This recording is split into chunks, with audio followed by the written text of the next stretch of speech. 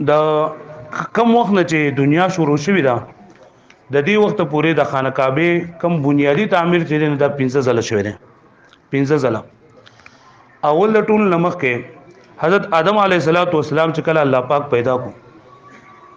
اول د ټول نمخ کې حضرت آدم علیه السلام چې کله الله پاک پیدا کو د دنیا ته راغی ها دنیا ته راغی نو جبرئیل علیه السلام دا الله پاک د طرف نه دا حکم راوړو آدم علیه السلام ته چې ته بیت الله شریف روخه دیر نو قرآن مجید کې راځي کنه ان اول بیت وضع للناس للذي ببکة مبارکا وهدى للعالمین نو حضرت آدم علیه السلام د ټول نه اول د بیت الله شریف تعمیر وکړو او چې کله حضرت آدم علیه السلام د تعمیر نه فارغ شو نو حکم ورته وکړو چې ته د دې کور نه طواف وکړه ځکه ته دنیا د ټول نه اولې انسان او دا په دنیا کې د ټول نه اولې کور دی چې د خلکو د عبادت لپاره روح کړل شوی دی نو حضرت آدم علیه السلام دا کور جوړ کول اولنې طواف وکړو دی دا کور بیت الله شریف ته دا تعبیر شو او دا کله چې د حضرت نوح علیه السلام زمانه کې طوفان راغی او پای کې هر څه چې دا د دنیا نه ختم شول نو بیت الله شریف حکم بنیادونه چې هغه هم منهدم شول او بیت الله شریف بنیادونه پاتې شول خو دغه چې عمارت داونه ډیرو بیا وخت تیرېدو حضرت ابراهیم علیه السلام دویم پیروانی د دې تعمیر کړه د حضرت ابراهیم علیه السلام او حضرت اسماعیل علیه السلام خو د دې هغه ځګونه دي کم چې حضرت آدم علیه السلام په زمانه کې کم زو دیو جن قرآن مجید کې الله پاک فرمایي و اذ يرفع ابراهيم القواعد من البيت واسماعيل چا کله ابراهيم عليه السلام او اسماعیل السلام بنیادونه اوچت کړل بنیادونه جوړ کړی نو بنیادونه خود مخ کې نه په هغه ځای باندې کم ځای کې چې آدم علیه السلام کړو خو حضرت ابراهيم عليه السلام او حضرت اسماعیل علیه السلام دا ځای خو له شو هغه بنیادونه چې دا اوچت کړل دوی چې بیت الله شریف جوړ کو دا مخ سبق کې دا واقعیت رشي هم دا ندی د خانه کعبه اونچای چې دا کنه دا و لاس چې د لمبای دی جوړ کړه اوګه دی جوړ دا د اونچای نه د اونچای دا و لاس مطلب یو لاس لري کنده شریګ دا و غزو او د دې لمبای چې وا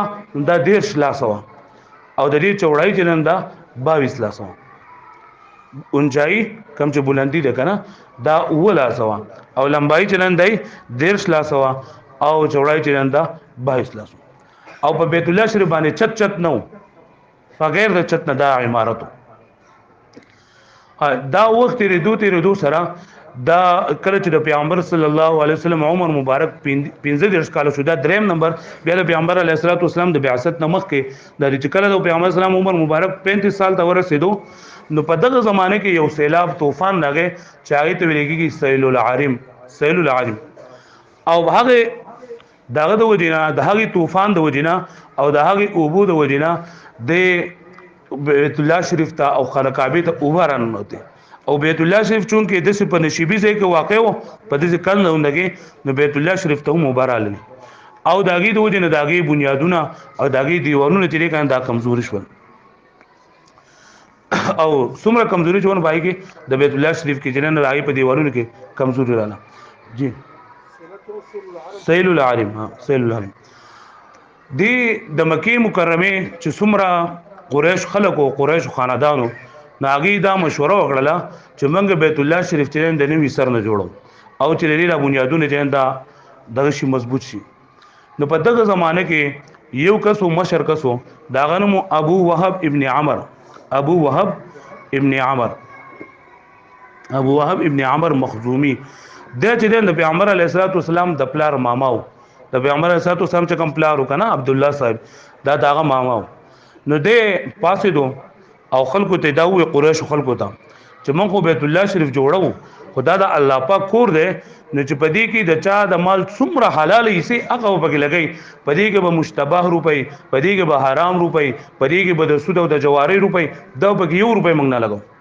دا ورته ځکه چې الله پاک کور دی او د الله پاک ذات دی نو د الله پاک په کور کې هم پاک مال لګي نو لہذا د خپل مالون نه پاک روپۍ بل اخلو مونږه او حلال مال دې دا په دې کې لګو او یو دا خبر وکړه دوی دا خبر وکړه چیرې دا خو چون کې کور یو دی بیت الله شریف او هر سړی دا غواړي چیرې ما دا فضیلت حاصل کړل دا غورواله ما حاصل کړل نو خو شته چې څومره هم قبيله وي نو باغو باندې زګونه تقسیم کړل زګونه په تقسیم کړل چیرې ایستو کوم د دینه چیرې دا محروم نشي نو دروازې طرف ته کوم دیوال چې وکنه او دروازې طرف ته کوم حصہ وا نو دا د بنو عبد مناف او د بنو زهره والا پیسې کړاله دروازې والا کوم طرف چو بنو عبد مناف او بنو عبد زهره بني زهره حجر اسود او رکن یمانی دا د بیت الله شریف نګیر چاپیره چې کوم ګوټونه دي کنه دې ته رکن ویلې کیږي رکن نکم یمن طرف ته چې کوم دا حجر اسود او رکن یمانی یو طرف ته حجر اسود ده او بل طرف ته چلین دا رکن یمانی ده نو د دې دوانو په میس کې دا حصہ چوا نه دای بنو مخزوم طرف ته اول کو بنو مخزوم ته اول کول چې دا بنو مخزوم چې دا بدا سے جوړه او دروازې طرف ته شاته چې کوم طرف ته ندی دا دای د بنو عبد مناف بنو عبد مناف ته دا ولکړه دا بیت الله شریف شاته طرف چې دای بنو جمحه او بنو سهم جمحه د سلی کېږي بنو جمحه او بنو سهم دای دوی ته حواله کو شاته طرف چې کوم بیت الله شریف مخه جندا بنو مخزوم ته حواله شو د حجر اسود او رکن یمانی طرف جندا بنو مخزوم ته حواله شو بیت الله شریف شاته حصہ چې کوم دا حواله شو ولا بنو جمحه او بنو سهم ته او حتیم چې دی کنه دا اوس کم حتیم دی دا طرف چې کم دی کم کې چې دا پرناله دا میزاب دی دا بنو عبد الدار ابن قصي او بنو اسد دا حواله شو او دو چې نه بیت الله شه دا وی چې تاسو په دې ځګنی کو کار کوئ بل په دغه زمانه کې په جده کې یو بحري جهاز غرق شو نو دوی ته پته لګیدل ول قریش خلکو ته چې دغه جهاز غرق شوی او په دې کې غټه غټه تختیری نو دا خلک لال جدي ته او چې موږ دغه ځنه د تختیر وړو دا موږ په دې کې د الله پاک په کور کې دا موږ ولګو نو الته کې د روم یو ګلکارو دا نه باقوم نو باقوم رومي باقوم دا غنوم نو دوی هم د ځان سره راوستو چې موږ په دې دا باندې نه پویګو په تختو مختوب لري کار باندې نو دا راوستو چیرې دې به زموږ سره په دې کار کې خدمت وکړي نو د روم نه د باقوم چلندا د روم سره د راغې او د جدي جهاز کټ شو الته کې غرق شو بحري جهاز او هغه بحري جهاز نه غټه غټه تختې چلندا راوړلې اوس خبره دا شوله چیرې موږ به بیت الله شریف جوړو خو داشته عمارت بلاول نړو به وی ته مخ شابل وی ته مخ شا وینه دا خدای الله کور د خلک یریدل چې دا د الله کور د زړه د حکومت نړومه نو بما من چرته عذاب را نشي ها په ما باندې عذاب څخه کافرو خو لکه دا الله د کور هغه عظمت دومره بسلګو کنه و چې زړه الله کور ته نقصان نشم رسوله دا الله کور ته تکلیف نشم رسوله او په دې باندې په زمانه الله پاک خپشي منګ دانه کو یو ته تمخ شا بل قبیله ته تمخ شا په دې کې یو کسو ولید ابن مغیره دا غنمو ولید ابن مغیره خو کافرو خو د دزوی هغه کم صحابیو خالد ابن ولید رضی الله تعالی عنہ خالد ابن ولید سیف الله چې دا کم لقب دی نو دا ولید ابن مغیره لټول نه لاول چې نه دا پاسې دو هغه کم کوداله بلچ ملچ دای راوغستا او بیت الله شریف په دیوال باندې راکې خودو او دا وی اللهم لا نريد الا الخير یا الله زموږ صرف ستاسو کور د برابرولو اراده ده زمنګ دا حتک د وجینا یا دا بل څه د وجینا دا موږ نه نړو بلکې موږ صرف او صرف اللهم لا نريد الا الخير دا وی او شوري ولګو حجر اسود او رکن یمانی طرف ته چې کم دیوالو دغه دیوال د ټول لاول نړول شروع کو خلک خپل نه ورتلو ویدا ما خام د شپې انتظار وکي که د شپې په ولید ابن مغیره باندې چرته عذاب راغې جو بس دې په شوکارې پوښم او که عذاب را نه غې نو دې مطلب دی چې الله پاک زمون په دې فعل باندې خوشاله دی بیا موږ سبا کار چنده شروع کو او په دغه ورځ باندې چاغوتي ورنه وړي ولید ابن مغیره خلک په انتظار چې په ولید ابن مغیره باندې عذاب راځي کله الله پاک کور نه اړول لري الله پاک کور چې نه غې نه دیوال وهاله لري خلک په انتظار باندې وسار چ شو ولید ابن مغیره د ټولو خلکو نه مخ روان دي حرم شریف ته روانو سکه وي عذاب نشته دا خو خلک ټول خوشاله شو په دې باندې چې الله پاک زموږ په فعل باندې راضي دي او شروع ولګولا بیت الله شریف زوړ عمارت کوم هغه منهدم او دا دوی چې کله دا دیوالونه وهل نړولې نو دوه خپل کشي کو داله هر څه جو سرو باغی باندې ورانول چې کله د بیت الله شریف کم زاړه بنیادونه چې د حضرت ابراهیم علیه السلام د وخت او ادم علیه السلام د وخت هغه ته ورسېدو یو نوجوان هغه خپل کشي چې دا اوچ تکړه هغه بنیاد له راواچول نو پټوله مکه مکرمه کې دماکه شول ها ځکه الله پاک د خپل کور حفاظت د خپل باندې کوي نه دا وی په دې باندې پوه شول چې د الله پاک رضا دا ده چې دې بنیادونه نقد نور موږ نه ځو بلکې کم بنیادونه چې د ازل نه را روان دي د ادم علیه السلام د زمانې نه چې هغه بنیادونه بیا دغه اوچت کړل ابراهیم علیه السلام اوچت کړل او هغه بنیادونه بوسو ما کوي په بنیادونه کې بګوت نه وای نو اقا بنیادونه نه هغه چې نه کار شروع کو او په دغه طریقه باندې دا کول د بیت الله شریف عمارت دای جوړ کو بیا د سوش ولا چې د دوی بنې دغه کله روخو کنه دا بیت الله شریف جوړو نو دو سره حلال مال کمه راغی او حلال مال چې نه دانو چې وس نور مال چې دا ولګي پدې کې د کم شمال طرف ته دا کم حتیم راځي چې دی کنه دو دا پاتې کو او دای په بیت الله شریف کې رادن نه کو او حتیم چې دی وس دا کم عمارت ته د دینه د بیت الله شریف دې په مېس کې کټ کو او دیوال اوچت کو دا ځکه چې نندای پکې پاتې کو دا د الله پاک ډیر لوی فضل او کرم چې دا زموږ د ګناګارانو لپاره زموږ لپاره د الله پاک پر خو دی او دا الله پاک تقدیر دې شو الله پاک دې مقرر کړو کنه کدا حتیم نه مقرر شوی او حتیم نه نو بیا به زموږ په شان خلک خو چا دند نه پر خو دن ها دغه چې هغه د کم باچاهان خلک ته کم غټان خلک ته بیت الله شریف ته نه نوځي او پیغمبر علیه السلام حدیث ته چې په حتیم کې دوه رکعات مونږ وکړو د دې لګیدل چې په بیت الله شریف کې دنه مونږ وکړو ټول الحمدلله چې خدای پاک مونږ ته دا زیاده کړل الله پاک دې مونږ بار بار بوزي اداي کې دې مونږ ته خدای پاک عبادتونه نصیب کړي دوی چې کله دا عمارت پوره کو ډانچو درې دا نو پدې کې وس دا راغې چې را حجر اسود چرنده بسوک دي حجر اسود په خپل ځای باندې سوق نسب کوي نو هر قبيله چې کم پرې عمارت په تعمیر کې ځان دا شامل و هر قبيله والے چې دا عزت مونږ ته حاصل شولې او دا مرتبه مونږ ته حاصل شولې او هر یو کوشش کوي چې دا حجر اسود بزګدم دا ابو امیہ مخزومی دا یو سړیو دا خلق چې دا په جنگ باندې ورتل یو چې زوی قدمه بل وی چې زوی قدمه دا ابو عمر مخزومی دی ولګیدو د ابو امیہ مخزومی ابو امیہ مخزومی د نوم ابو امیہ مخزومی د چې کنه د هغه زمانه یو مشر کسو او سپینګیرو نو دا فیصله وکړه چې دا خبره خو د جنگ جګړې نه ده او دا الله پاک کور دی هر سړی چې ما سو بصیر کړل او دا جنگ هم په دې طریقه باندې ختمو چې وستا سولار شي کوړه او سبا چې مسجد حرام ته کم یو کس د ټول نه اول لاغه نو هغه به د اب حجر اسود بغدی قال هر قبيله سړو دو لاړ جنگ په دغه ځای باندې ختم شو سبا له چې دور اتل حضور صلی الله علیه وسلم د ټول نه مخکې هغه تل په مسجد حرام کې ځای نه ناسو کله چې قبيلو خلک راغې او پیغمبر علیه الصلاۃ والسلام ولو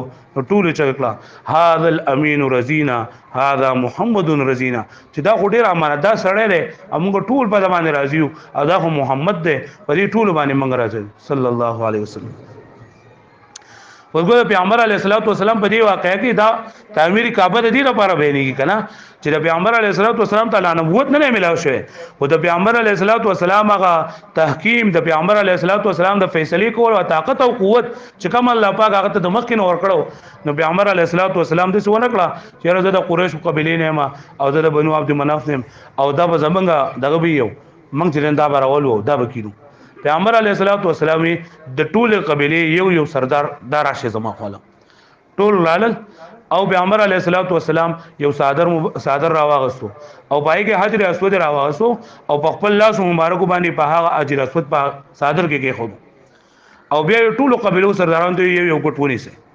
چې څومره کسان د وډو ټولو پکې سوش ولا یو ګټونه واو حجر اسود چې په کم ځای باندې اقا ځای ته چې دا ورسو پیغمبر علیه الصلاۃ والسلام په خپل لاس مبارک باندې حجر اسود راوستو واغې نه سب کو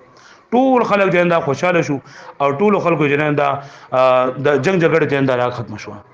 او د بیت الله شریف دا تعمیر جو د دې بلندی 15 میټر و دا اوس کم ده کنه 15 میټر د دې بلندی و 15 میټر دا د دې بلندی و 15 میټر او د دې هغه دیوال کم چې د حجر اسود او د رکن یمانی خواته ده حجر اسود والا دیوال حجر اسود چې په کم دیوال کې لګي دې طرف ته چې کم دیوال دی دې ته حجر اسود لګیدل او دې ته مخ دا کم پرنالي والا دیوال چې دی دغه دیوالونه دا دوانه لس میټر یوم لس میټر او بلم لس میټر او دروازه چې کم ده کنه دا اوس کومه دروازه ده دا دروازه او مخ دروازه دا دوانه دروازې چې دا 12 میټر دغه دیوالونه چې کنه دا 12 میټر نو حجر اسود او حجر اسود ته مخامخ چې کم دیوال دی دا لس میټره جوړ شول او د بیت الله شریف چې کم دروازه ده دا او دروازې ته مخامخ چې کم دیوال دی دا 12 میټره چې نن دا جوړ شو او د بیت الله شریف چې کومه دروازه ده نن نوتو ده نو دا دروازه د زمکینه 2 میټر اوچته جوړ کړل شو 2 میټر اوچته جوړ کړل شو د دې لپاره وای چې کم کسان مونږ غواړو او بیت الله شریف ته داخليږي او چې کم زمونږ نه خوخه او بیت الله شریف ته نه داخليږي نو دا دریم نمبر دریم ځل چې نه د بیت الله شریف تعمیر شو د پیغمبر علیه الصلاۃ والسلام یو پیرا حضرت عائشہ رضی الله عنها فرمایل چې حضرت عائشہ رضی الله عنها زمازله د غواړي چې زه د بیت الله شریف د تعمیر په هغه طریقه باندې وکم کم طریقه باندې چې حضرت ابراهیم علیه السلام کړو اوس ګوره ابراهیم علیه السلام چې کم کړو د چې کم کړو په دې کې فرقونه سو په دې کې یو فرق داو چې پیغمبر علیه الصلاۃ والسلام حتیم د نکړو دا حضرت ابراهیم علیه السلام په زمانه کې حتیم د نه نو او د قریش خلکو حتیم د بیت الله شریف نه بهر کو ویم دا وکړو چې دروازه نه دروازه د ابراهيم عليه السلام په زمانه کې د زمکه سره یو شان دی او حضور صلی الله علیه د قریش او خلکو دا دروازه چې 2 میټر اوچته کړله دریم دا چې په بیت الله شریف باندې چت نو پیغمبر د قریش او خلکو پای باندې چت وکړو او بل چې لکه دغه چې کنه کم دغه چې بلندی چې دای هم لکه سیوا کړله کویږي باندې شپږ میټر د سیوا کړله بیا سلورم ځل د بیت الله شریف تعمیر چرنده کړه دی عبد الله ابن زبیر رضی الله تعالی عنہ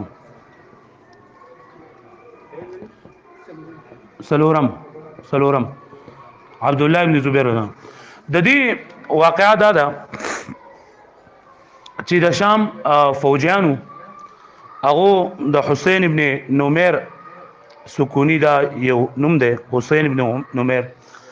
د یزید په قیادت کې او د یزید په حکم باندې په 36 هجری کې په مکه مکرمه باندې د حضرت عبد الله ابن زبیر باندې محاصره وکړه ان شاء الله اخر کې کلاسونو کې بیا دا راشي دا واقعات کنه د معاویه د نورستو یزید چې دا بادشاہ شو او یزید په حکم باندې په 36 هجری کې د عبد الله ابن زبیر نه په مکه مکرمه کې گورنر او مشر د عبد الله ابن زبیر نه محاصره وکړه غیر ځاپیره ته خلک تاو شو او بدغه مقاماندی د منجنی کو استعمال وکړو منجنی د دې وسنه دغه دسته کنه لکه مونږ جو واړو دی دای کی دغه نه پلسټک کې خلکو غتا دغه وتړل ورکوټه د کټه او به دې تاواله دا د منجنی دغه ها چوغلا ورته ها مرچوړه او په هغه زمانه کې بده شو کنه چې لکه غټه به کې خو دا کنه او د سی یو داوند کې بیرو کړو نه چې چا به باندې عمل کول اوس موږ د توپی ولو او هغه زمانه کې به دغه سيزونه چې دا به وشته دا غټه به پدې کې وشتلو دا به کو نو بدغه منجینی کو په ذریعہ سلام هغه چې نه دا بیت الله شریف چې په دې کې منهدم کو او بیت الله شریف و نړو دغه یزید دی خلکو او دوی دغه دا چې عبد الله ابن زبیر به منګه شهید کو خو عبد الله ابن زبیر شهید نکو خو بیت الله شریف چې دای منهدم کو او په بیت الله شریف کې اور ولګېدو دا هغه د وجنه عبد الله ابن زبیر نن چې وس دا بیت الله شریف موږ جوړو خو د څه خو ځدان نشم کوله دا خو یوازې د مکه مکرمه د خلکو دغه د ټول مسلمانانو عبادت کاله نو د حج د ورځو انتظار وکړو او چې کله حج ورځ راشي نو موږ بیا د خلکو نه مشوره ورکو کله چې د حج مقرره لاله نو حضرت عبد الله ابن زبیر خلکو نه تاسو کو چیرې د بیت الله شریف بنګ مرمت کو او کنه دا ختم کو د نوې سر نه چرندای بیا جوړ کو نو عبد الله ابن عباس رضی الله تعالی عنہ هغه وی چیرې سپ مرمت کوي نور چې پیغمبر اسلام څنګه روکړه هغه شان دی هغه شان به خو مرمت کوي یا مطلب کم زګونه چې پکې خراب دي او برابر کو نور چې پسنګ لري هغه شان دی به نو حضرت عبد الله ابن زبیر فرمایل چې که زمونږ کور د څه خراب شي نو زمونږ به خپل کور مرمت پکو کنه په نوې طریقې سره ورغو خپل په شاندار انداز باندې به ورغو ټول چې موږ به خپل برابر جوړو وزه زه 3 ورځې مشوره کوم استخاره کوم استخارې نه بعد به ان شاء الله زه وګورم چې څه کی 3 ورځې بعد حضرت عبد الله ابن زبیر دغه خانه کعبه کم دیولنه چپاتو هغه ونړول او بیت الله شریف دوباره جوړ کو خانه کعبه دای جوړ کړ خو بدی کې دی عبد الله ابن زبیر هغه کار وکړو کم چې ماته واستمخ کوي چې پیغمبر علیه الصلاۃ والسلام حضرت عائشه ته فرمایل چې اے عائشه زما د زړه غواړي چې زما نکاح حضرت ابراهیم علیه الصلاۃ والسلام چې بیت الله شریف تعمیر په کوم طریقې باندې کړل چې زه هغه شانتي وکم خو لکه زه د دې دا څنګه نشم کولای چې لکه ستاره دغه خلک د قریش او د خلک دا نه ویني د جاهلیت نه راغله نو خلک بو چې را دا الله پاک کور وران کو او بیا به جوړي نو لکه پیغمبر اسلام دغه د وجه نه قرار شو نه جوړ کړه نو عبد الله ابن زبیر په د لفظ لکه دا خبره وا نو دا د بیت الله شریف تعمیر په دې طریقې سره وکړو چې حاتم په وردن نکو پوه شئ حاتم په وردن نکو او بل دا وکړه چې د بیت الله شریف د دیوالونو نه دي دا اونچای دا لاس نور او د کړه او بل دا وکړه چې دوه دروازې چې نن دای پکې جوړ کړلې یو دروازه چې نن دا دتلو او بل دروازه چې نن دا وته دا جوړ کړل کویږي باندې دا عمارت چې نن دا وکړو او دا خبرې پکې هم دا کړی چې دا بنیادونه باغ زوړ دغه باندې کوم چې د ابراهيم عليه السلام زمانه راو خو صرف دا وکړه چې مشرق مغرب ته دروازې وکړي حاتم په وردن نکو او دروازې چې تکړه دا وکړه او په دې زمانه د زمانه چې دا هم تیر شونه بیا پنځم ځل چې نه حضرت عبد الله ابن زبیر چې کله شهادت وشو او کله د شهید شو نو حجاج ابن یوسف دا د دې زمانه هغه ظالم دی لکه چې څونه صحابه کرام په لکاو باندې هغه چې دا شهید کړی دي نو حجاج ابن یوسف دا عبد الملک ابن مروان ته وې عبد الملک ابن مروان دا د مکه مکرمه گورنر مشر چې دی عبد الله ابن زبیر چې دا کم دا کړه رضی الله تعالی عنہ کوم عمارت چې کړه اندای د خلکو نه په مشوره باندې کړه کنه دا ځان کړه نو زموږ د سره څه کړ دي او دو د حضرت عبد الله ابن زبیر هغه نشانات میټاوهل چې دا د قیامت ورځ پورې بخلک وای چې دا عمارت دی دا بیت الله شریف دا خو عبد الله ابن زبیر کړه رضی الله تعالی عنہ او د دو د اثر نه لګیدل نو بیت الله شریف بیا وران کو او دا اوس موږ ته څنګه د قشانتی لکه په کم چې د پیغمبر سلام د زمانه نمک کې د دریم ظلمانه جوړ شو نو په اقزل به اقشانتی روکو مطلب دروازې ولا وکړه او د دغه بلندی د زمکه د دروازې پورې 2 میټر پرې خودله حاتمی دراو باسو دا په دغه طریقه باندې وکړو پوه شئ باندې دا 15 ځله ته تعمیر وشو کله چې حجاج ابن یوسف مړ شو نه هارون رشید بادشاہ چې نه غوي چې دا حجاج ابن یوسف خدا ډېر غټ ظالم بادشاہ او د قیامت ورځې پورې بخله کوي چې دا عمارت هغه رقم چې حجاج ابن یوسف په زمانه کې جوړ شوی دی مدنه نوم بخله کخلی نو زه دې کوم چې دا ورانو بیا جوړوم او به په هغه طریقه باندې جوړوم خو دغه زمانه حضرت امام مالک ابن انس رضی الله تعالی امام مالک ابن انس رحمت الله علیه دې به کې پاسې دو او ورته چې تعالی زه د خدای پاک واسطه در کومه دې چرته ونه کې ځکه چې تا د څه وکړه لګا نه چې ستاسو زمانه لاړ شو بل بو چې د نوم ختمو مجبیا به بل به جوړي بل جوړي نو خلک به الله د کو نه کلونه بروږي او هر یو بچا به راځي او بریږي به ګوتی وਹੀ او ته د خدای خاطر وکړي دینه خلاص نو دا عقد زمانه نه به بیا بیت الله شریف نه خلق راځي اوس په بیت الله شریف کې د قیامت دوره ته پوری به تعمیر کیږي او هر کال د نوې تعمیرات پکېږي لیکن خانه کعبه په خپل ځای باندې ده او غیر چا پیر داګه نه کارونه چې دا کیږي بیا د ترکو حکومت بکې راغله د ترکو وس د سعودي عرب حکومت چې کم دینه کړ و د ترکو دا کم برانډي چې کنه هغه هم سخت میکړي د سخت مې خواږي یو بل سره دا معاهده کړی نو ان شاء الله بل ځکه چې مقرره نو دې خانه کعبه په تعمیر باندې دغه کم بیت الله شریف نګیر چا پیرا چې څومره دغه دي کنه برانډي دي داغه خپل تاریخ ته یا مسجد نبوي چې کم دغه دي کنه هر استنه دا هر استنه جدا واقعا بل دا ټول قران مجید نه دا په بیت الله په مسجد نبوي پرې بر دغه باندې چې دالي کله شهر پرې بر دغه کم ګمبتونه چې دی پای کې غیر چا پیرا دا ټول قران مجید چې دالي کله شهر بل مسجد نبوي دا خو په مېس کې خبر اله مسجد نبوي چې کله جوړو دا ډېر په عقیدت باندې جوړ شوی دی ځکه چې مسجد نبوي کې څومره تعمیرات شوی څومره د لرګي کار پکې شوی دی خو په مسجد نبوي کې د ترکان کار چې څومره دی څومره چې د نور کارونه دي کنه دا په مسجد نبوي کې به نه کوو د سره به په مدینه منوره کوو بهر به کوو الته به پټ کول او بیا به چنن دا به راوړل مدینه منوره کې به کول و اسنه چې تمنګ ډزار وګو د پیغمبر صلی الله علیه وسلم روح ته تکلیف ورسي ډیر په عقیدت باندې روښه ان شاء الله چې تبل موقع کې بیا مخلرالو بیا هغه بای باندې تفصیل وکړو دا د پیغمبر علیه السلام عمر مبارک چې کله 35 سال شو نو په 35 سال کې تعمیر کعبه شو او بدی کې دا تاریخ موږ ټول زګ دا یو خدا چې لکه زمونږ د اسلامي شعار دي دا اسلامي شاعر دي کنه جدي هم خبر شو بل په دې کې پیغمبر علیه الصلاۃ والسلام د محاکمې کولو د فیصله کولو قوت چې دا موږ معلوم شي چې پیغمبر اسلام دومره غټ جنگ چې دومره خلک په هغه کې په جنگونو باندې ورتل او دغه هغه ټول خون خرابو بشو هغه پیغمبر علیه الصلاۃ والسلام څنګه د هغه جرګه وکړه څنګه پیغمبر صلی الله علیه وسلم د هغه محاکمه ختم کړه په دې کې تعلیم موږ ته دار چې په کوم ځای کې هم هغه د دوه خلکو جګړې موږ به هغه جګړه چې انده به ختمو بیا په هغه خپل طریقه چې نه هغه موږ اپناو چې دا په کومه طریقه باندې لکه څنګه پیغمبر صلی الله علیه وسلم دا تدبیر وکړو او ټول خلک چې نه دایره وستل او ټول کعبه هغه دیوال دغه چې دی حجر اسود هغه په صادر کې خود او بیا په خپل لاس باندې نو پیغمبر اسلام دا تدبیر وکړو د څه موږ د پیغمبر علیه الصلاۃ والسلام امتیانو نو موږ به په کله د دوه مسلمانانو د دوه خاندانونو د دې جنگ جګړې موږ باغه ختمو او د هغې دپاره به تدبیر جوړو دا د پیغمبر صلی الله علیه وسلم د نبوت نه مخکې د نبوت نه مخکې د پیغمبر صلی الله علیه وسلم اخلاق هغه ډیر زیات معزز او ډیر زیات مکرم چې پیغمبر علیه الصلاۃ والسلام اگر چې د نبوت نه مخکې هغه پیغمبر نه لیکن الله پاک د خلکو د لپاره پیشوا او مقتدا ګرځي نو د نبوت نه مخکې هغه چې د الله پاک ولی او الله پاک په قرآن مجید کې فرمایي ولقد اتینا ابراهیم رشده من قبل وكنا به عالمین چې ابراهیم علیه الصلاۃ والسلام لا د الله پاک نبی نو خدای نه مخکې موږ د رشد او هدایت انده ورکړو ها دا غي نه مخکې الله پاک د نبی دا تربیت کړو او دا شانته الله پاک د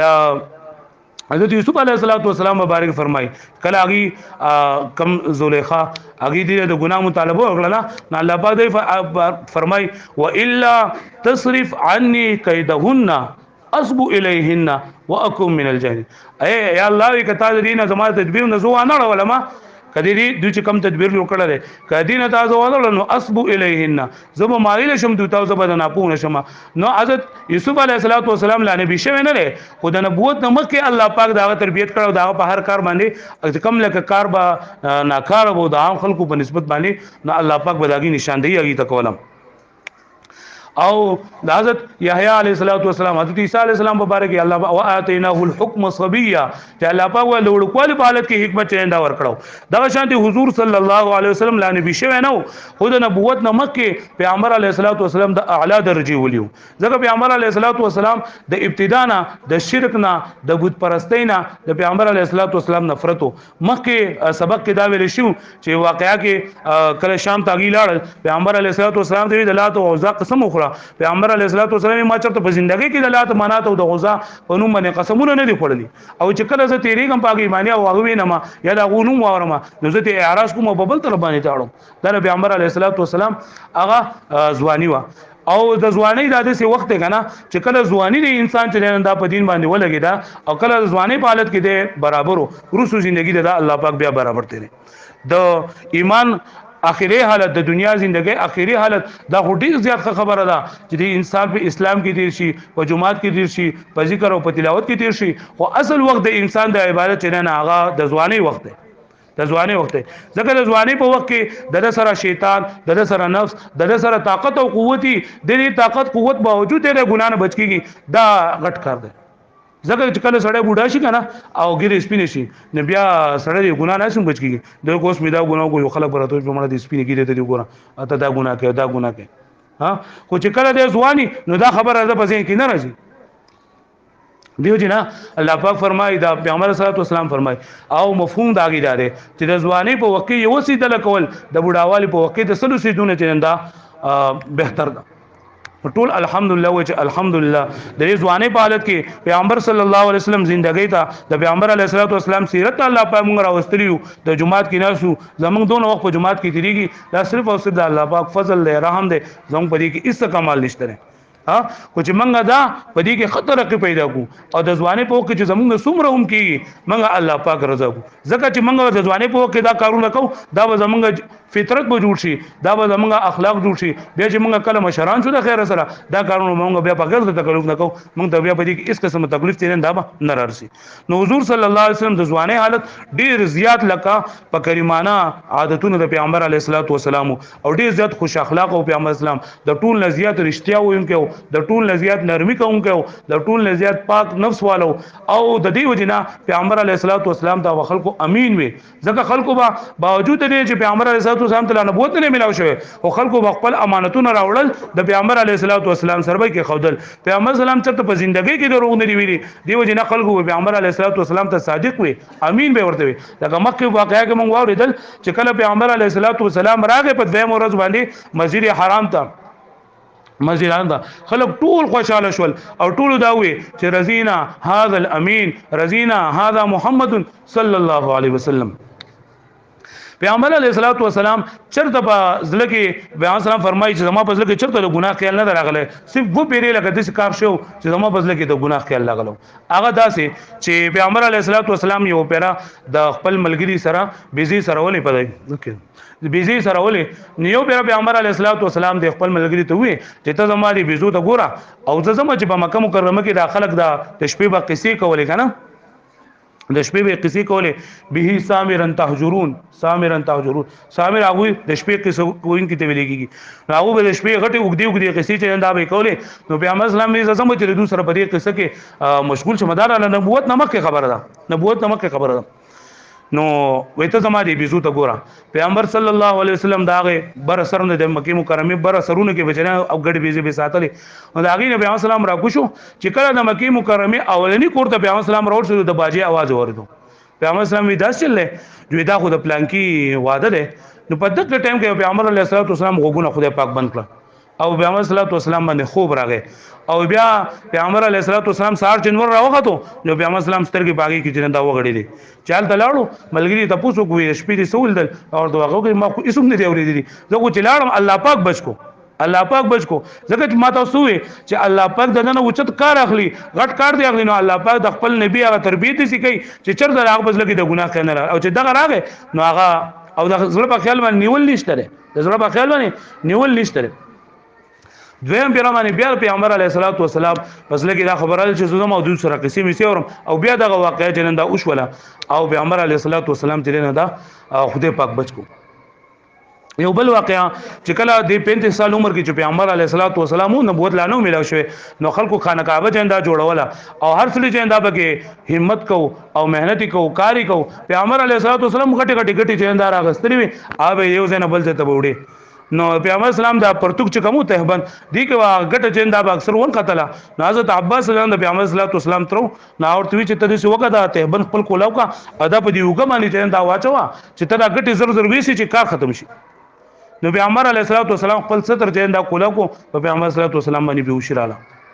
ختم شو پیغمبر صلی الله علیه وسلم باندې بهوشراله بهوش شو سو وخت بعد پیغمبر علیه الصلاۃ والسلام په هوش کې چې څنګه راغی د ټول نه لاول نه خبره دا وا چې زما ته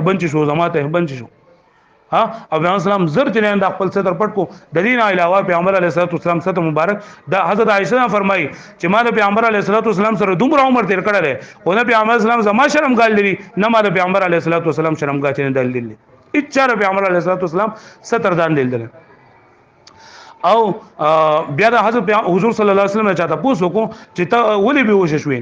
نو کله چې ما خپل دغه څنګه ما پرتو کولاو کو کم ته بنچو اما کولاو کو نیو سپین کپړو ولا سره ما ته چې محمد صلی الله علیه وسلم خپل ستر کولاو نه کیته څه کې مې زوې ریدم او ما باندې بهوشي چندار اله دا حضور صلی الله علیه وسلم خلق الله پاک دې دا تربیت کو چې د نبوت نمک کې داغه دسي اخلاق د نبوت نمک کې داغه دسي اطوار دسي طریقې چې خلق ورته حیرانېدل او دغه بیا پیغمبر علیه الصلاۃ والسلام ته په اخرنی کلونو کې پیغمبر علیه الصلاۃ والسلام ته یازواله چلندا خوښ شو او په دې کې پیغمبر علیه الصلاۃ والسلام خوبونه لیدل شروع کړل دې ته لګي تباشیر نبوت کم بشارتونه چلندا او حضرت عائشہ فرمایي چې اول ما بدأ به رسول الله صلى الله عليه وسلم من الوحي الرؤيا الصالحه في النوم فكان لا يرى رؤيا الا جاءت مثل فلق الصبح چې کله پیغمبر علیه الصلاۃ والسلام اولنی وایي چې شروع کېدا نو اول به پیغمبر علیه الصلاۃ والسلام خوبونه لیدل او خوب به دې چې خوب ولدو سار چې براغه سار چې بشو جو پیغمبر علیه الصلاۃ والسلام چې کوم خبره بللی و دا اب اقشان دې انده بخار شو یو روایت کې شپږ میاشتې پیغمبر علیه الصلاۃ والسلام دا خوبونه چیندل دي دیو جن ویل کېږي چې د نبوت 46 واهیسه جنن دا خوب ده ځکه چې ټوله زمانہ دیرش کاله ده او شپږ میاشتې پیغمبر علیه الصلاۃ والسلام دا خوبونه چیندل دي او شپږ میاشتې پیغمبر علیه الصلاۃ والسلام به دا خوب لیدو او لکه څنګه چې د پیغمبر علیه الصلاۃ والسلام دا نبوت هغه رڼا د نبوت هغه نور چې افتاب داله ښکارا شوی نو وای لکه څنګه چې سحر ته نږدې خلک خوبونه یې ني او خوبونه چې اندار رښتیا کیږي دا شان د پیغمبر علیه الصلاۃ والسلام د نبوت هغه افتاب د نبوت هغه روخانه را دا چې اندار روانه شو خلا راغله نو بلکې خلکو ته دا ظاهرول چې راتلو او کله چې د پیغمبر علیه الصلاۃ والسلام هغه نبوت هغه رڼا ښکارا شولا نو کم کسان چې هغه د نور ته ضرورت او د نور نه फायदा غستله نو هغه ته جنن دا غوښتنه خدای پاک منور کړل لکه حضرت ابوبکر رضی الله تعالی عنہ او کم کسان چې دي چې هغه ته د نور نه تکلیفي لکه دا دغه چې کم دی کنه خفاشته صورت خفاشته لازم خفاشته ته وای خاپیر نو خاپیرک چې دی کنه د شرمېږي دغه نه دا انور د شرمېږي انور ته ناراضي انور ته نه مخامخ کیږي نو دغه شند چې ورونه چې دغه خاپیرک په شان دي تورو یعنی د حضرت ابو جهل لعین چا نور چې کوم ناغي د دې نبوت دا هیڅ فائدہ وانه غستله د دې نه فائدہ وانه غستا نو ابو جهل په جهالت کې ټول نه علامه یا ابو بکر رضی الله تعالی عنہ ان شاء الله اند سبق کې بیا د حضرت ابو بکر فضائل هغه براشي چې د پیغمبر علیه الصلوۃ والسلام سره څومره ملګرتیا څومره سخت تکلیفونه چې دا تیر کړی دي دا ټول په اعلی معیار باندې بیا پیغمبر علیه الصلوۃ والسلام فرمای ثم حبب حضرت عائشہ فرمای چې ثم حبب الیه الخلاء وكان يخلو بغال حرا چې پیغمبر علیه الصلوۃ والسلام ته خلوت چننده خوښ شو او پیغمبر صلی الله علیه وسلم په بس د چا سره به دي خبرې اترې ویډیر نه کولې او پیغمبر سلام به دا وخت چې رضانه چرته واځي نه سوې او پیغمبر علیه الصلوۃ والسلام د دې لپاره غار حرا چې دا نو دا خوخه کړل غار حرا دا مکی مکرمه 2 میله فاصله کې یو غر دی جبل نور هغه ته ویل کېږي جبل نور او دا یو مختصر غونډه غار دی چې هغه اوګدواله سلور غزه ده او پلانواله تقریبا پاوکم 2 غزه دار دي مکې نه شمال مغرب طرف ته چنده واقع ده وسه ډیره سخت لاړ ده په هغه زمانه کې څوک تصور هم نشي کولای چې حضور صلی الله علیه وسلم با په دې لار باندې څنګه بخته او څنګه به پیغمبر علیه الصلوۃ والسلام الله کی ژوندۍ تیروله ځکه لږ اوس خو لکه دومره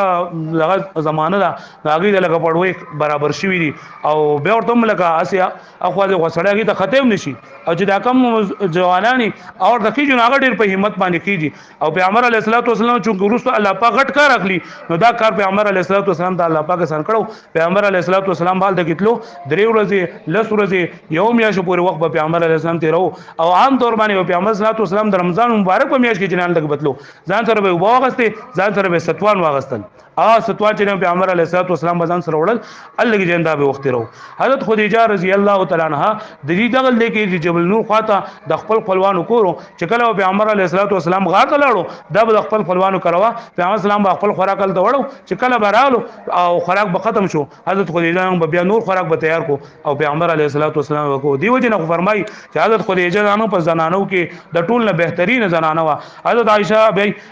رضی الله تعالی عنها فرمای چې ما ته د پیغمبر صلی الله علیه وسلم په زمانه کې د هیڅ یو بیبي نه بزنه سوزیدم خو چې پیغمبر علیه الصلوۃ والسلام به خبره کوله جو خدیجه دسیو دا خبره وکړي نیما یو پیرا غیرت په ما کې راغو ما ورته وی چې لکه د دې بوډۍ ودی دونه صفاتونه کوي خو بوډۍ زنانه وا دا غي نه خدای پاک تعالی خيسته بیبي اندر کړی دي او ته هر ټیم د خپل بیبي حضرت خدیجه رضی الله عنها دغه ته دغه کې صفاتونه کې دا صفاتونه نور مکوا نو پیغمبر علیه الصلوۃ والسلام ورته فرمایل زما څنګه دغه صفات نه کومه چې کله ټول خلکو زما تکذیب وکړو او ټول خلکو ماته یو خبر او بل خبره کوله او ټول نه اول حضرت خدیجه به چې نه غراله او مال تسلی را کړله او زه بغار کې ما حضرت خدیجه به مال خوراک تلنده به راوړول ته کې زما به سره فکر او زما سره فکر اوس خو زما بیبيان ډیری دي خو دومره تکلیف چې نه هغه چې کما سره کم تیر کړل او مال څومره حوصله را کړی دا دومره مال بل ځان نه را کړی نو نبی عمر علیه الصلوۃ والسلام چې کله به د هغې د وفات د وروستو کله به څاروی به حلال ګویا او بل څه حضرت خدیجه چې کم ملګری وي سهیلیان وي او کړه به غوخه چې نن دا به ولېګلې یو پیرا دا خبره مانو بل طرف ته لاړو خو حضرت خدیجه له خور تیر نه دا رااله دروازې وټکوله او پیغمبر هغه د حضرت خدیجه په شانته आवाज نو پیغمبر علیه الصلوۃ والسلام دا غره خدیجه رااله نو په دغه موقع باندې حضرت عائشه دا خبرو فرماله کوم چې ما تاسو وکړه هغه وی دا حضرت خدیجه نو خور وا د پیغمبر علیه الصلوۃ والسلام ملاقات له جندار راغلی و داوی کې ما باندې आवाज ولې دی چې دا چې خدیجه نه ها چندار غل نو حضرت عائشه هم بیا دا خبره اترې چې نه دا وکړه اوس دا خبره ده چې بغاری هرا کې وا پیغمبر علیه الصلاۃ والسلام په کم دین باندې عبادت کو ادا لګو پیغمبر علیه الصلاۃ والسلام څه کول یو دادا چې پیغمبر علیه الصلاۃ والسلام په دغه لګي بو چې کم دغه خلق بو مسکینان په لار باندې تیرېدل نو پیغمبر علیه الصلاۃ والسلام با اغول خوراک مراک چنده به ورکو چاته بلاره نو معلومه جو پیغمبر علیه الصلاۃ والسلام ورته لار خوله او نور بل الله پاک په عبادت کې چنده با مشغولو وس دغه لګی جنا کوم عبادت به کو یو دادی چې لکه د الله تعالی ذکر به کو مراقبه به کوله فکر به کو او تزکیه به کوله بل دا کنه چې د دې کافرانو نه لری کېدل د کافرانو نه د بوتانو نه د مشرکانو نه د غي د ګناهونو لری کېدل د دې شرابونو نه او د دې کم خبرې چې د غي نه لری کېدل دا جدا عبادت ته دا جدا عبادت ته د دې وجه نه خو پیغمبر علیه الصلاۃ والسلام ته الله پاک د هجرت حکم کړو او صحابه کرام ته د هجرت حکم چې تاسو لار څخه د کافرانو جدا شي نو د کافرانو جدا کېدل دا جدا ځان له عبادت ته نو پیغمبر علیه الصلاۃ والسلام یو خو بدا عبادت کړو چې د کافرانو نه د بت پرستی نه د شرک نه د دین د جواریانو نه او د شرابونو نه د دین پیغمبر علیه الصلاۃ والسلام لري شو بل چې پیغمبر علیه الصلاۃ والسلام ته الهام کېدو چې ته دا مزدس وکا دا دعا وکا دا پیغمبر علیه الصلاۃ والسلام کو اګه نور نو پیغمبر علیه الصلاۃ والسلام بچپ ناسو او چې غلطی خبرې ته نه کې کنزل نه کې دروغ نه وي جدا هم عبادت ته پوهې خدا و چې کوم عبادت ته لګا مونږونه او دا خو په هغه زمانه کې پیغمبر صلی الله علیه وسلم باندې د نبوت نو ورسره نازل شوی نه دا عبادت به نه کو بلکې د ابراهیم علیه السلام کوم حنفي دین چې نه هغه کې پیغمبر علیه السلام مخکې کس کې ته پوښت کړو چې حنف دا خو لګوس دا امام ابو حنیفه رحمۃ اللہ علیه پیروکار دوی نو هغه زمانه کې څنګه حنفیت راغی نو حنیف چې د ابراهیم علیه السلام لقب ده ملت ابراهیم حنیفه ملت حنیف لګي چې د هر طرف نه یو طرف ته کیدونکو صرف او صرف د الله پاک عبادت کوو کې دا حنیف لګي نو پیغمبر علیه السلام د ابراهیم علیه السلام دین چې کم خبرې وي نو اگې نه چې نه دا د کو په غار حرا کې به وخت ورو د انسان د اصلاح لپاره صدا چې کله انسان ته یو درجه رسي الله پاک نو دا اگې نه دته د یوازوالي وخت انده پکاري چې دې پای کې یوازې کیری او د خپل نفس محاسبه وکي او په دته الله پاک چې درجه ور کړی دا درجه د هغه وخت په نشي رسیدي سو پورې چې په خلوت کې سورې تیری نه کی لکه اصحاب کهف ته الله پاک دغه مرتبه ور کوله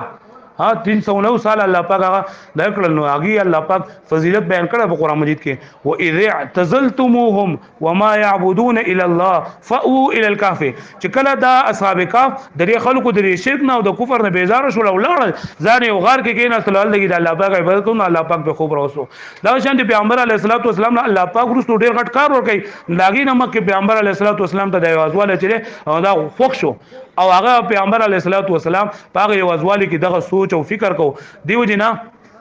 تصوف کې دا کم چله چې لګي کنه چله چې نو بری چله کې هم دغه یوازواله چې دې پای کې سوچ وکي ځکه چې عام طور باندې انسان ته هر انسان لدا په کار داري چې دې په 24 غنټو کې یو 15 منټه 10 منټه دا صرف پدې کې اس خبره نه کوي هیڅ سوچ بګې نه کوي صرف د خپل نفس محاسبه کوي لکه مطلب منګه دا وایي شهر سار زره پسیدلې ما د ما سوتنه پوره ما څومره نه کوي کړي څومره می ګناونه کړي نور دې اس سوچ نه کوي صرف دا سوچ دي کوي چیرې څومره می نه کوي کړي څومره می ګناونه کړي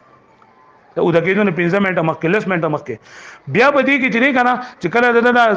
زړه په دې باندې عادت شي په دې اوازوالي کې نه دی بیا ګوري چیرې زما په رزق کې کم ګناهونه دي زما په ځل کې غرور دی زما په ځل کې خود پسندیده زما په ځل کې حب جاه دی حب مال دی حسد دی او نور څه بیماریاں دي کنه هغه بیماریاں به زما د زړه څنګه لګيږي دا چې انسان ته پته لګي دا په اوازوالي کې لګي په خلوت کې لګي دیو جنا په تصوف کې دا چله چې کم دقیق کنه دا دې پر دی لکه دا چې بزرگان تیر شوی دي هغه دا چې لګاه کې په وختونو تیر کړی لکه زمونږ دی ان شاء الله چرته مخبر ابر شو نو بیا ولاړ شو دا سیدو بابا رحمت الله علیه او د مرغزار بابا چې کم دغه کنه کم خانقاه د دینه پر لګل لګي او زیګره سیدو بابا خانقاه لګي هغه چې لګاوه او هغه د زیګره کنه چې هغه ته اوسم سګنی چکته لکه خلک بکیریږي الله کې سیدو بابا جنن خپل چله جندا تیر کړی او د کربوغي شریف چې کم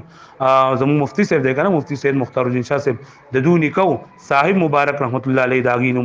ناغه وی چې 73 پیره دا مفتی صاحب د طرز ویل مفتی صاحب سره ملاقات کړي نور کسان سره ملاقات کړي نه چې 73 پیره چې ناغه د کربوغي نه دی سواد ته دلته راغلو د سیدو بابا رحمت الله علیه دا مریدو او دا سیدو بابا رحمت الله علیه چې لگا چوا نو دی یو پیرا دیال سنديري راوړو دیاله سندېری راوړو کله چې سیدو بابا رحمت الله علیه د خپل چې لگا ته راغې نو تاسو وګورئ چې لکه دا ډېری چا راوړي دي الته کې پاغزي کې دا مېزری دي دا مېزری ډېر کیږي کنه ناګي نه خلک ډېری جوړي پوزي ورته وي پوزي نو دا صاحب مبارک راوړي دي نه الله پاک دې ولر دې په بدله کې یو بچي ورکی نو الله کربو کې چې څومره هم د مفتی صاحب د خاندان دی کنه ټول د مفتی صاحب ترونه او دغه ټول لاغي خاندان دي دی الله بچي هغه خدای پاک ورکړي د سیدو بابا رحمت الله علیه په باندې دین خبر شروع شو چې څومره چې بزرګان دي اغه الله پاک مرتبه ورکړي دا نه اغه مخ کې اغه چلت رکړي دا په چله کې او خلوت کړي او په خلوت کې اغه چې نه اغه داو پزله کې الله پاک د خبر اوسې چې هغه د اصلاح لپاره دي د دینه بعد پیغمبر علیه الصلاۃ والسلام باندې پیغمبر صلی الله علیه وسلم په دغه غار حرا کې د رمضان مبارک میاشوا او د پیغمبر علیه الصلاۃ والسلام عمر مبارک هغه په شمسی حساب سره 39 سال او درې میاشتې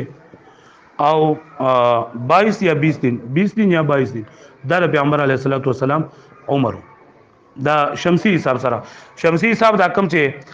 زمون دا دغه جنوري فروری حواله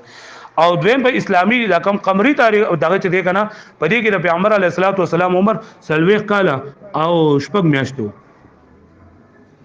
سلويخ کاله او شپږ میاشتې د پیغمبر علیه الصلاۃ والسلام عمر مبارک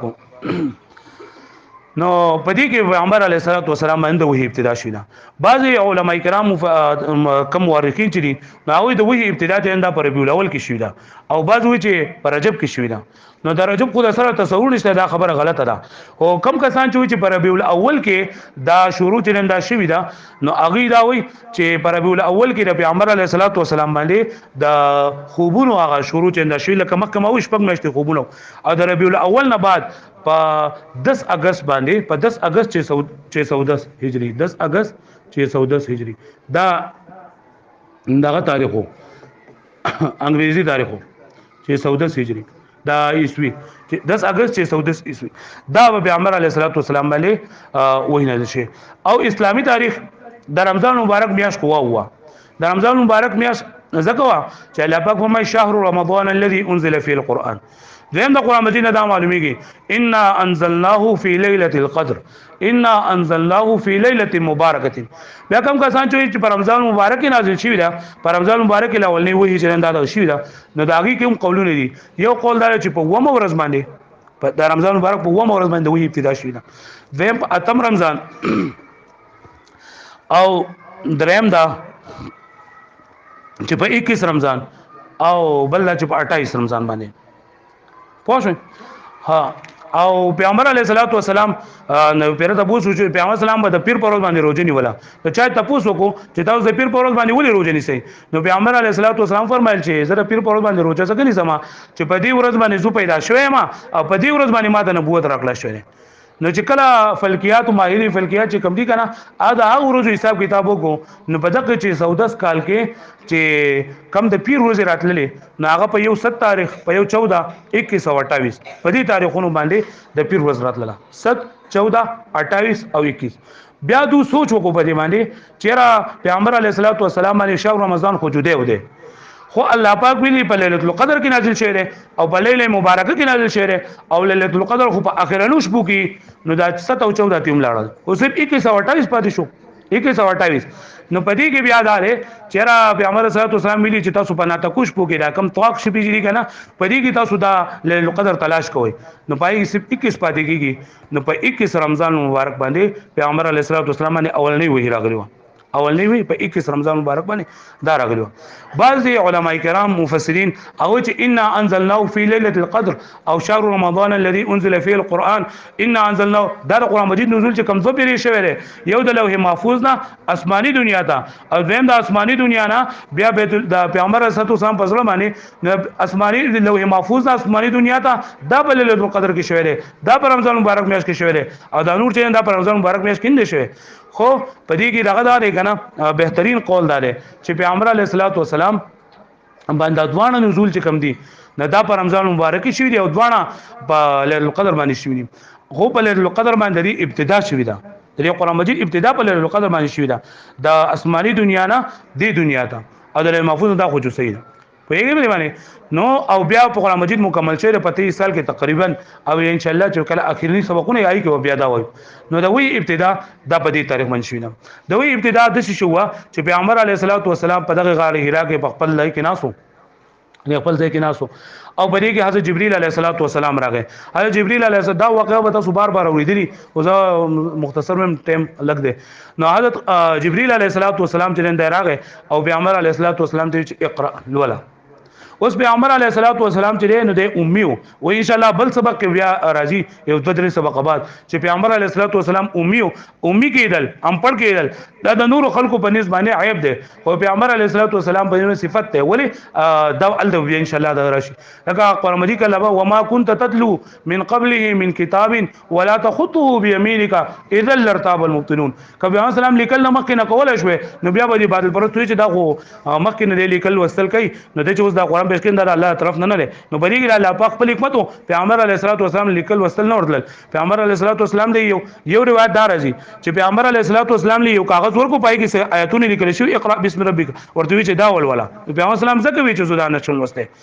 یو دا خبره زکه مونږ کو کنه چې لکه ته زما لکه ته دا خبره وکا نو بدیګو خو لکه علم ته ضرورت نشته خو زه مو تر سره وایا خو پیغمبر علیه الصلاۃ والسلام باندې یو خدا خبره چې پیغمبر اسلام لیکل ورکړل شو پیغمبر علیه الصلاۃ والسلام ته چې اقرا پیغمبر اسلام ما انا بقارین تقول وصل نشم کوله دویم دا ده چې پیغمبر علیه الصلاۃ والسلام دا لیکل نه ورکړل شي خو د څه ورته ویل شو چې وایا اقرا وایا او پیغمبر صلی الله علیه وسلم چې کله هغه فرشته ولیدله او کله پیغمبر صلی الله علیه وسلم حالات ولو د وی هغه بوج ځکه چې پیغمبر صلی الله علیه وسلم الله پاک فرمای ان سنلقي عليك قولا ثقيلا چې د وی غدوم ربوجو چې پیغمبر علیه الصلاۃ والسلام باندې په سخت تغنیک خلا براتله چې کله به د وی نزول وخو او پیغمبر علیه السلام په کوم سورلې باندې ناسو نو په هغه سورلې باندې چې کله پیغمبر باندې وی نازل شروع شو هغه سورلې چې دا وخت کې نستله دومره د وی بوجو نو پیغمبر صلی الله علیه وسلم چې کله بوج راغی نو چې ما انا بقانز نشم وصله د دهشت د وجنه د یری د وجنه پیغمبر علیه الصلاۃ والسلام یې نشم وصله نازل جبرئیل علیه الصلاۃ والسلام ولګیدو او پیغمبر علیه الصلاۃ والسلام ځان ته راجو او دومره راجو کو چې پیغمبر علیه الصلاۃ والسلام زما د اډو کې مات شو په دې رانه وو کې دغه داو چې پیغمبر علیه الصلاۃ والسلام ته ظلم مبارک کې هغه اثر پیدا شي او هغه قوت او طاقت پیدا شي چې د پیغمبر د نبوت هغه بوج دا چې نه برداشت او په دې پیغمبر باندې اقرا ول ولا بیا پیغمبر اسلام ما انا بقارین درې ځله پیغمبر علیه الصلاۃ والسلام دې سه راجو کو او په درې پیغمبر باندې ته اقرا بسم ربک الذی خلق الانسان من علق اقرا وربک الاکرم الذي علم بالقلم علم الانسان ما لم يعلم دا پنځه آیتونه لاولنی وਹੀ جندا نازل شو کله چې فرشتہ لاړه په پیغمبر علیه الصلاۃ والسلام باندې تبر اعلی او پیغمبر علیه الصلاۃ والسلام باندې رپیدل لاله او په منډه باندې کور ته راغې خپل بیبي حضرت خدیجه ته فرمایل زملونی ما ته په کمبل کې پټ کړي ما په کمبل کې پټ کړي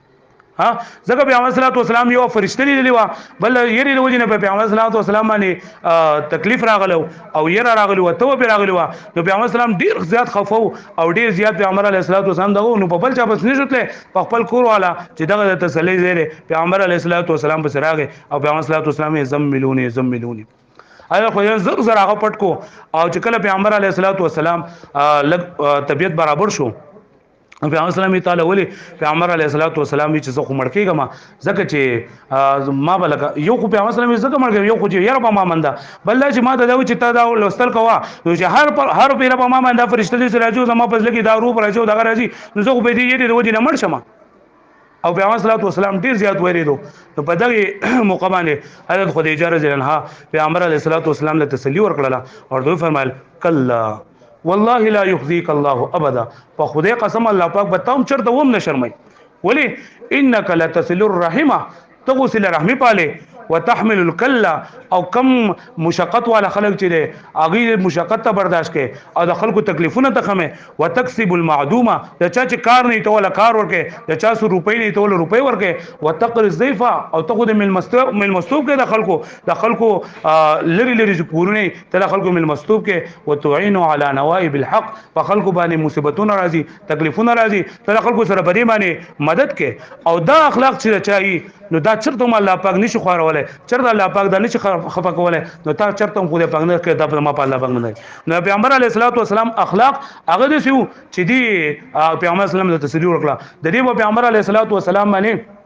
د کله دې تسلی ورکړه پیغمبر علیه الصلاۃ والسلام زړه لک برابر شو خو بیا هم دې د پیغمبر اسلام د تسلی لپاره داګه د اطمینان لپاره د دې د ترز یو ورقه ابن نوفل نومو ورقه ابن نوفل او بن اسد بن عبد العزى ورقه ابن نوفل دا چې کنه د لاول مشرکو بیا د مشرکای شرک نه توبه وستلی وا او په دغه زمانه کې نصرانیت حق د عیسی علی السلام دي نو د نصرانی شو او دغه جبرئیل دغه چې انجیل دا به عربی ژبه کې جن دا به لیکو د سوریانه ژبه د بوډا سړاو نابینا سړاو نو د پیغمبر علیه الصلاۃ والسلام په ډیر واستو ځکه چې دی ورقه ابن نوفل حضرت خدیجه رضی الله عنها دا ورته ویلو چې دا ګور هغه اخرنه پیغمبر دی نو دی وی چې زما د ترز وی بل کې یو خو په پیغمبر اسلام تسلی وشي بل دا چې هغه خوشاله شي په دی باندې او حضرت خدیجه په پیغمبر علیه الصلاۃ والسلام باندې خفوا او پیغمبر اسلام تسلی ورکوله خو په ځل کې خوشاله ده ځکه چې دی ته پته و چې دا زما خاوند دی او د دوانو جهانو سردار دی صلی الله علیه وسلم او الله پاک دا فضیلت دا غوړواله باندې راکړی دی نو دا فضل کې ډیره زیاته خوشاله و د دې خوشحالي لپاره چې پیغمبر سلام تسلی وشي ادمه ترز وی خوشاله شي دا لاړ په ورقه ابن نوفل بسې او ورقه ابن نوفل ته وی چې تاور خپل را خبرې ستاور رسوي نو پیغمبر علیه الصلاۃ والسلام ورته دا غاره ټول خبره وکړه ورقه ابن نوفل وی دا خو هغه فرشته ده کوم چې په حضرت موسی علیه السلام پسې براتله او خدای نه مبارک ورکړه چې ته مبارک شه دا خدای الله پاک پیغمبر دی او د الله پاک نبوت ورکړه او بیا ورقه ابن نوفل پیغمبر علیه الصلاۃ والسلام ته فرمایل کاش ته په هغه وخت ژوندې وي چې کله ستاسو کلی خلک هغه په تا باندې ظلمونه کوي او تاسو خپل کلی نه وباسي تاسو الله له کور نه وباسي کازه په وخت ژوندې وي یا ز طاقتور وي ما ستاسو مدد کولای شو نو دا ډیره زیاته خو پیغمبر علیه الصلاۃ والسلام خلک به مولوی وباسي وینا چا چې دا خبره کړې دا کوم خبره چې بتکه دا خلک به داغه دشمنان کیږي خلک به هغه ته مسلې جوړي خلک به هغه ته چې نه یو تکلیف بل تکلیف پرسي اخر پیغمبر په دې مجبور کوي چې د بدیزه نوزي ته به هم وزي پیغمبر علیه الصلاۃ والسلام ویریدو او بیا هم پیغمبر علیه الصلاۃ والسلام چې نو زه تسلی رااله چې دا خبره چې دا صحیح ده او ورقه ابن نوفل دینه بعد یو سورې بعد چې دا بیا وفات شو بیا دا غینه بعد وਹੀ چې دا ختم شوله وਹੀ بیا یو سورې بند و ان شاء الله آینده وਹੀ چې بیا کل نازل لن به ماتونه بیا یو مدثر نازل لن او ان شاء الله بیا جو د نبوت ابتدا د دې پورې پیغمبر صلی الله علیه وسلم ته نبوت ملو شوې ده خو پیغمبر صلی الله علیه وسلم تعالی چا پیغمبر صلی الله علیه وسلم دا حکم نه وشي چې توس خلکو ته چې دا دعوت ورکوا نو دا ورقه ابن نوفل دا مسلمان شي نو دا راځي چې ورقه ابن نوفل پیغمبر صلی الله علیه وسلم تصدیق وکړو نو د بیا ایمان ول نه راوړو ایمان ځکه راوړو چې پیغمبر صلی الله علیه وسلم ته دا حکم نو چې توس خلکو ته نبوت ورسوته د بي خو هغه الاولنی وی دغه شو بیا وی بند وا او د وی د بندیدو په موقع کې ورقه ابن نوفل ته دا بیا وفات شو بیا دې وی کې الله پاک د تبلیغ حکم کړی دی قم فانذرنا هغه به ان شاء الله بیا عند سبق وای ها اوس د څه وکي کنه تاسو عملګری ټول خپل ګروپ ته لاړ یو به سبق واړوي بل دا چې تاسو ته کم امیران چې دي ناګي ته ما کم کار ول کړو چې تاسو د خپل ملګرو هغه جایزه چې دا به تاسو واخلې او هغه له نمبر چې دا به ورکړي